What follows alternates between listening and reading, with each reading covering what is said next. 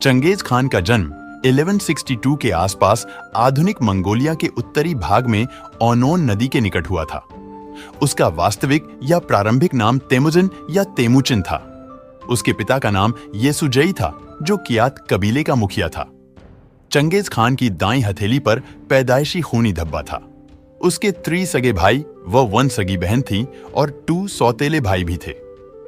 12 वर्ष की आयु में चंगेज की शादी बोर्ते के साथ कर दी गई थी, जिसका बाद में अपहरण हो गया था। अपनी पत्नी को छुड़ाने के लिए चंगेज को लड़ाइयां लड़नी पड़ी थी। उसके एक खास दोस्त का नाम बोघुरचू था। उसका सगा भाई जमुका भी उसके साथ ही रहता था। जमुका हालांकि प्रारंभ में उसका मित्र था, बाद में वो शत्रु बन गया। कबीलों की लड़ाई में उसके पिता की हत्या कर दी गई। बाद में चंगेज खान ने जमुका को हरा दिया और फिर शुरू हुआ उसके द्वारा सभी कबीलों के अपने अधीन करने का अभियान। इसके बाद मंगोलिया से लेकर यूरोप तथा एशिया के कई हिस्सों पर उसने आक्रमण किया तथा वहां अपना साम्राज्य स्थापित किया। चंगेज खान की मृत्यु से पहले उसने ओगदेई खान को अपना उत्तराधिकारी बनाया और अपने बेटों और पोते के बीच अपने साम्राज्य को खानतों में बांट दिया। पश्चिमी जिया को हराने के बाद 1227 में उसका निधन हो गया। लाइफ साइंस की रिपोर्ट के अनुसार चंगेज खान की मौत के बाद उसके पोते बातू खान ने गोल्डन होर्ड सल्तनत बनाई थी। यह सल्तनत मंगोल साम्राज्य का ही हिस्सा थी, जिसे किपचक खानत भी कहते थे। खानत एक ऐसे राज्य को कहा जाता है जिस पर किसी खान की उपाधि वाले शासक का राज हो। वर्ष 2003 में एक जेनेटिक अध्ययन में सामने आया था कि पूरे यूरेशियाई लोगों के एक विशेष वर्ग में एक साझा डीएनए पैटर्न है। इस अध्ययन के अनुसार यूरेशिया के 16 समूहों के 8% लोगों में यह पैटर्न पाया जाता है, जिसका अर्थ है कि यूरेशिया में लगभग 1,60,00,000 लोग एक ही डीएनए पैटर्न के हैं, जिसका सीधा सा अर्थ है कि वे किसी एक ही गोत्र का हिस्सा हैं। अध्ययन करने वाले इसकी और गहराई में गए तो पता चला कि यह पैटर्न मंगोलिया के चंगेज खान के डीएनए पैटर्न से मिलता है। इसका अर्थ है कि एक समय चंगेज खां का इतना व्यापक प्रभाव रहा होगा कि वह पूरे यूरेशिया में लोगों के डीएनए पैटर्न को बदलने में सक्षम था। पाश्चात्य विज्ञानियों का मानना है कि चंगेज जहां जाता होगा वहां वह केवल स्त्रियों के साथ संबंध बनाता फिरता रहा होगा, क्योंकि डीएनए संरचना जन्मजात होती है और उसमें बाद में कोई बड़ा परिवर्तन नहीं किया जा सकता। दूसरी बात यह है कि यूरोप और मध्य पूर्व में विशेषकर ईसाई और मुस्लिम पंथ के क्रूसेडर और जिहादी युद्ध में स्त्रियों को कब्जाने और उन्हें दासी बनाकर अपने मनोरंजन के प्रयोग करने का काम करते रहे हैं। इसलिए उन्होंने यही बात चंगेज के लिए भी सोच ली कि वह भी ऐसा ही करता रहा होगा। इसलिए यूरेशिया के हर 200 पुरुषों में से 1 पुरुष का डीएनए पैटर्न चंगेज खान से मिलता है। परंतु चंगेज खान के जीवन का अध्ययन करने से यह बात साबित होती है कि वह ऐसा कोई यौनकुंठित शासक नहीं था। चंगेज के जीवन में अन्य स्त्रियां होती तो मुस्लिम बादशाहों के समान उसके भी दासियों से कई बच्चे होते, जो फिर उसके मरने के बाद सत्ता की लड़ाई में दिखाई पड़ते। चंगेज खान ने मंगोल कबीलों को एकजुट किया और एक बड़े इलाके पर शासन किया। उसके राज्य में आज का कोरिया, चीन, रूस, पूर्वी यूरोप, भारत के कुछ हिस्से और दक्षिण पूर्व एशिया आते थे। भारत सहित संपूर्ण रशिया, एशिया और अरब देश चंगेज खान के नाम से ही कांपते थे। चंगेज खान ने अपना अभियान चलाकर ईरान, गजनी सहित पश्चिम भारत के काबुल, कंधार, पेशावर सहित कश्मीर पर भी अधिकार कर लिया था।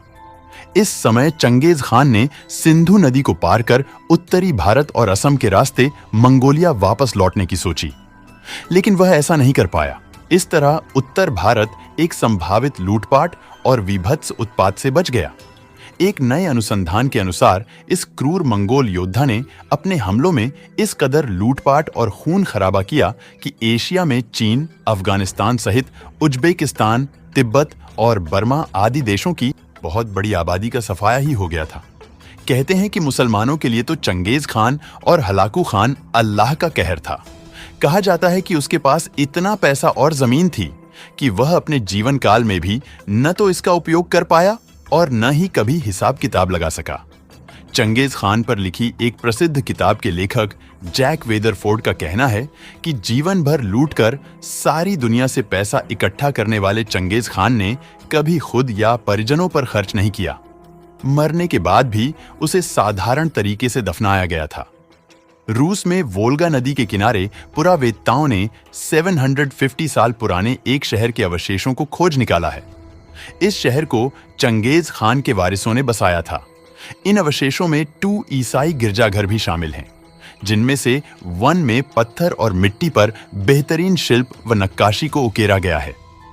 उकेक नाम के इस शहर को 1227 में चंगेज खान की मौत के कुछ दशकों बाद ही बसाया गया था। वैज्ञानिकों का कहना है कि 13वीं सदी की शुरुआत में चंगेज खान और विशाल मंगोल साम्राज्य के उदय में अच्छे मौसम का योगदान हो सकता है। अमेरिकी शोधकर्ताओं का कहना है कि मध्य मंगोलिया में पुराने पेड़ों के छल्लों से ये पता चला है कि करीब 1000 साल पहले जब चंगेज खान तेजी से कामयाबी हासिल कर रहा था, उस दौरान मध्य एशिया में मौसम काफी सुहावना और नम था। इस दौरान घास काफी तेजी से बढ़ी और इससे घोड़ों को भरपूर चारा मिला। नेशनल एकेडमी ऑफ साइंसेज के अध्ययन में बताया गया है कि चंगेज खान के शासन से पहले 1180 से 1190 के बीच कई बार सूखा पड़ा, लेकिन 1211 से 1225 के दौरान साम्राज्य काफी बड़ा हो चुका था। इस दौरान मंगोलिया में असामान्य रूप से सामान्य बारिश हुई और मौसम सुहावना बना रहा। इस अध्ययन के सह लेखक और पश्चिम वर्जीनिया यूनिवर्सिटी की वैज्ञानिक एमी हसेल ने समाचार एजेंसी एएफपी को बताया कि अत्यधिक सूखे से अत्यधिक नम मौसम के रूप में आया। यह बदलाव बताता है कि इंसानी गतिविधियों में मौसम की महत्वपूर्ण भूमिका रही होगी।